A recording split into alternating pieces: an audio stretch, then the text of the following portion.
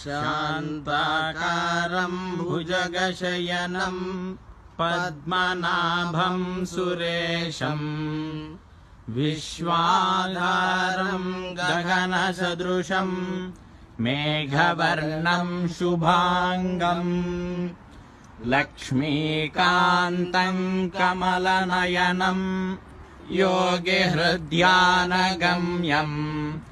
वन्दे विष्णुं भवभयहरं सर्वलोकैकनाथम्।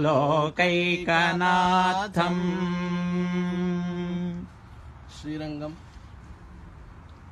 శ్రీ రంగనాథ స్వామి యొక్క దివ్య గోపుర దర్శనం. గోపుర దర్శనం ద్వారా శిఖర దర్శనం పాపనాశనం అన్నట్లుగా ఈ యొక్క దర్శనం వల్ల మన అందరి పాపాలు కూడా నశించాలి. రంగనాథుడి యొక్క దివ్య అనుగ్రహము అందరికీ ఉండాలని ప్రార్థిస్తూ సర్వే జనాః సుఖినో భవంతు.